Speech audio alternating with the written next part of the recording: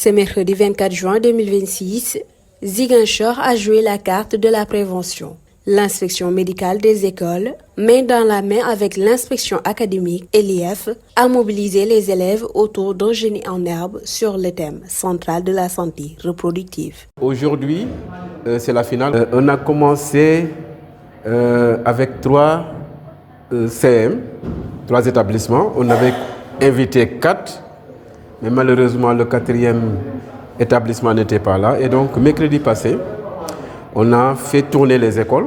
On a d'abord fait un premier match et le gagnant est directement allé en finale. Après, le second établissement qui avait été battu a croisé le 3e établissement. Et donc, à l'issue de ces matchs-là, c'est le CM Tete Djedjou ou Djadjou qui était qualifié en finale, plus le CM Malik Fall. Aujourd'hui, on est en train de faire, en tout cas, la finale. On s'est rendu compte qu'à Ziguinchor, les grossesses en milieu scolaire sont assez nombreuses. Au point qu'on nous ait classés comme la première ou la 2e région où, en tout cas, ce phénomène-là est noté. En 2025, on a noté 227 cas, qui est énorme. Et donc, il est temps que les établissements, le secteur santé plus les parents puissent prendre cette question-là à bras le corps. Travailler avec les enseignants, mais également les élèves, pour les sensibiliser sur les méfaits de la grossesse précoce. Les sensibiliser sur les comportements, les bons comportements à avoir. C'est-à-dire, on doit faire en sorte que la vie comprenne vraiment donc qu'est-ce que c'est que son corps, comment elle doit se comporter en société, et pour pouvoir en tout cas faire une année scolaire, terminer son cursus scolaire. Parce qu'en fait, les grossesses précoces, n'est-ce pas, peuvent déteindre sur les études donc de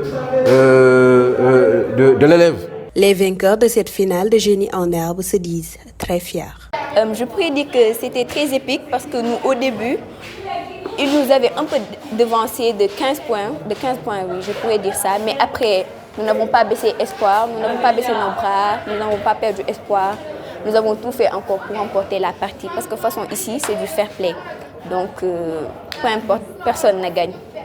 Nous sommes tous des gagnants. Après notre victoire, nous avions été très heureux. Mais aussi, nous avons souhaité à nos adversaires, nous leur avons dit c'était très bien, c'était un bon match, un match très serré, je pourrais dire. Parce que d'habitude, chaque fois, comme à chaque fois, oui, nous sommes très heureux. Un début, pas une fin, souhaite le secrétaire général de l'IF qui encourage ce genre d'initiative. Remercions beaucoup la région médicale pour cette initiative qui nous a permis en réalité de mettre en œuvre et d'évaluer nos élèves par rapport à cette question. Nous espérons que l'année prochaine, nous allons prendre d'autres mesures pour généraliser cette activité et démarrer surtout très tôt cette activité, ce qui nous permettra d'être sûr que chacun est imbu de la question et que des mesures sont en train d'être prises, non seulement par les parents, mais aussi par les élèves qui sont conscients de la gravité du phénomène. Ziguinchor a lancé le débat. La santé reproductive n'est plus un tabou, c'est un devoir. Les questions sont posées, les réponses données. Reste maintenant à transformer le savoir en geste pour une génération plus consciente.